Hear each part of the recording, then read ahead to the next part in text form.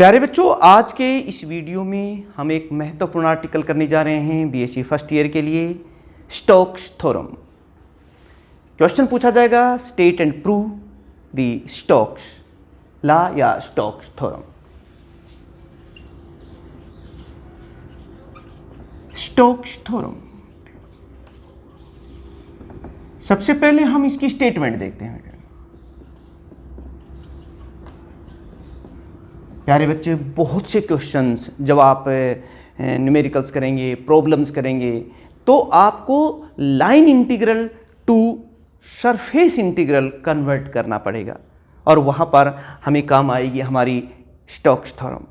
This theorem relates the line integral to the surface integral. कैसे, देखिए क्या है इसकी statement. The line integral of a vector function over a closed curve is equal to the surface integral curl of that vector function bounded by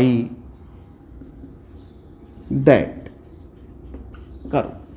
यानी कि जो मैं बात कहने जा रहा हूं कि line integral of a vector function over a closed curve, line integral of a vector function over a closed curve is equal to the surface integral of curl of that vector function taken over the closed surface bounded by that curve। तो this is the Stokes theorem। अब चलिए हम इसे prove करते हैं। Proof of the Stokes theorem that bounds the surface S in the region of vector field। V vector field में एक हमने सरफेस लिया है, आप इसको इस तरीके से कह सकते हैं, ये है वो surface. This is the surface S and this surface is bounded by this curve। अब हम इसमें लाइन इंटीग्रल लेते हैं। देखिए क्लोज सरफेस में ये dr है, स्मॉल कर्व्स का हिस्सा ले रहे हैं dr like this. Now the line integral over this close curve कितना होगा? The line integral over the closed curve कितना होगा ये देख लीजिए। It is equal to C V dot D R, ये हमने लिख दिया है, और द क्लोज्ड कर्व। अब आप एक पॉइंट हमें काम कर रहे हैं कि इस क्लोज्ड कर्व को टू पार्ट्स में डिवाइड कर देते हैं। Now divide this closed curve in two parts. जब हम इस कर्व को टू पार्ट्स में डिवाइड करेंगे तो हमारे पास क्या होगा, ये देखिए, ये है हमारे पास ये क्लोज कर्व, और इसको हमने इस दो हिस्सों में डिवाइड कर दिया है, C1 एंड C2। यानी क्या कहा, divide this closed curve in to curves loop C1 and C2, और this is the common boundary. अब देखिए हमारी जो डायरेक्शन है dr की वो ये है। C2 के लिए आप देख रहे हैं ये है, और C1 के लिए यही देखिए बाउंड्री, ये देखिए, ये this is the direction of dr। आप साथ साथ लिखते जाइए, प्रूव हो जाएगी। ये दो पार्ट्स में हमने इसको डिवाइड किया है, और जो एलम है this is the common boundary.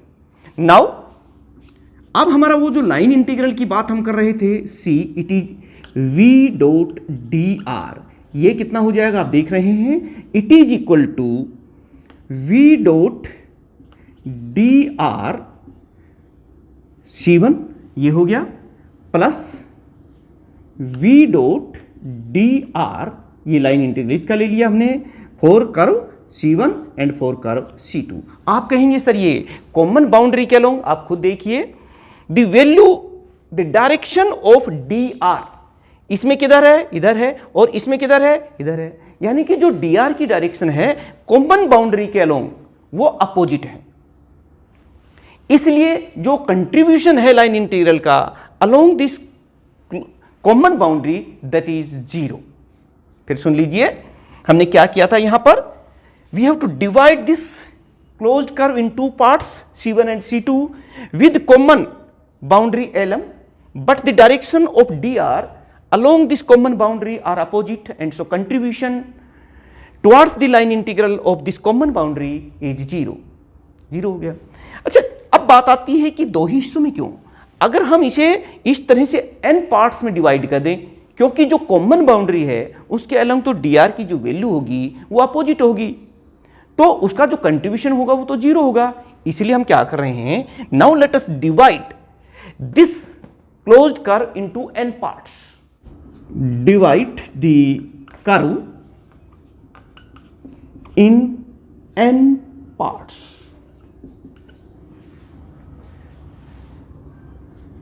The contribution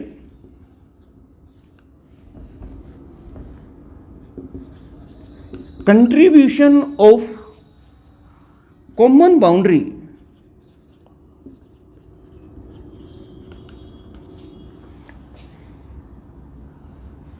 are taken 0 towards line integral.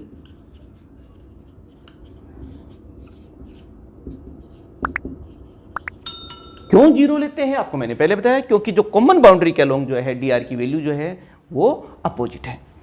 तो अब हम इसको कैसे डिवाइड करेंगे, ये देखिए, can be written like this. ये देखिए, अब हम इसको C1, आप साथ साथ लिखते जाइए, v dot dr plus C2, जैसे n पार्ट्स में बने, दूसरा हिस्सा जैसे ये तो C1 था C2, अब हम n पार्ट्स में दे रहे हैं तो उसको हम कैसे लिखेंगे, v डॉट dr, ये सब क्लोज बाउंड्रीज हैं, अलग अलग हैं, dr प्लस फिर देखिए C3 v डॉट dr, और इस तरीके से हम इसको n पार्ट्स में Cn और v डॉट dr इस तरह से लिख सकते हैं।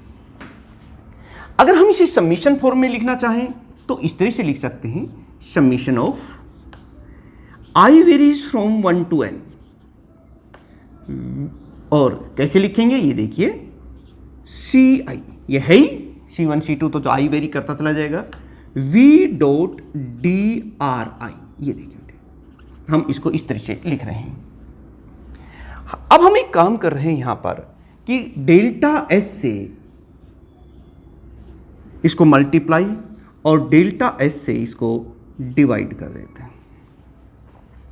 अगर डेल्टा S जो एरिया है बहुत ज्यादा हो जाए तो आप समझ सकते हैं कि if delta S is taken nearly 0, ये लिमिट लगा दें तो फिर देखिए ये जो हमारी जो लिमिट है दैट टेकन टेंड्स टू 0, ये लिमिट लगाते हैं, this summation is replaced by integration and we write this equation as, इस इक्वेशन को हम कैसे लिखेंगे ये देखिए,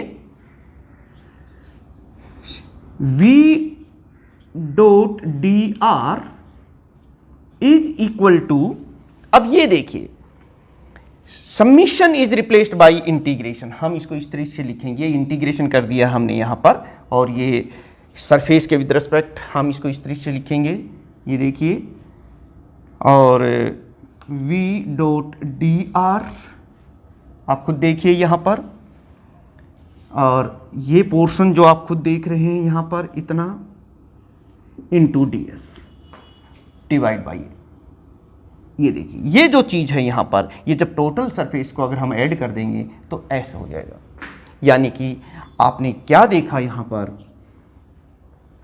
कि if this delta S tends to 0, then this summation is replaced by the integration and we write this equation like this. Icon आप देख सकते हैं, हमने प्रूव किया था physical significance of curl of vector में कि ये जो मैक्सिमम वैल्यू है, यानी कि हमने क्या प्रूव किया था वहां पर कि v dot D R line integral और क्लोज सरफेस जो मैक्सिमम वैल्यू थी that was equal to the curl of that vector function, ये इसके बराबर है. So this equation now becomes, अब ये इक्वेशन नंबर 2, ये हमारे पास वही चीज है, यानी कि v डॉट डी आर, आप खुद देखिए यहां पर, and it is equal to, इस पूरे जो इस ब्रैकेट के अंदर ये वाला हिस्सा है वहां पर हम कर्ल ऑफ द वेक्टर लिख सकते हैं, यानी कि हम क्या लिखेंगे, it is equal to curl of that vector function. ये देखिए डेल क्रॉस v लिख दिया है और इनटू ds लिख दिया है. तो प्यारे बच्चों यही तो है हमारा स्टोक्स थ्योरम. आपने देखा कि the line integral of a vector function of the closed curve is equal to the surface integral of curl of that vector function taken over the close surface bounded by that curve. तो प्यारे बच्चों अगर आपसे सवाल बहुत ही question simple way में पूछा गया है क्या, state and prove the Stokes law, तो फिर आप इस तरह से प्रूव करेंगे. या कई बार इनडायरेक्टली कहा जाता है कि states the law which correlate the line integral to surface integral, तो फिर आपको इस तरीके से स्टोक्स लॉ या स्टोक्स थ्योरम को ही प्रूव करना है. तो प्यारे बच्चों इस वीडियो में इतना ही. नेक्स्ट वीडियो में हम लोग जो डिफरेंट एप्लीकेशंस हैं हमारे कर्ल ऑफ वेक्टर, और इससे पहले हमने पिछले वीडियो में पढ़ा था डाइवर्जेंस और gradient of a scalar function, उनकी कुछ एप्लीकेशंस करेंगे और आपकी यूनिट के जो रिमेनिंग आर्टिकल्स हैं वो भी हम करेंगे. तो तब तक अब आप इस चैनल को सब्सक्राइब कर रखा है, शेयर भी कर दीजिए, लाइक भी कर दीजिए और नोटिफिकेशन के लिए बेल आइकन को भी दबा दीजिए. तो चलिए मिलते हैं नेक्स्ट वीडियो में. Thank you.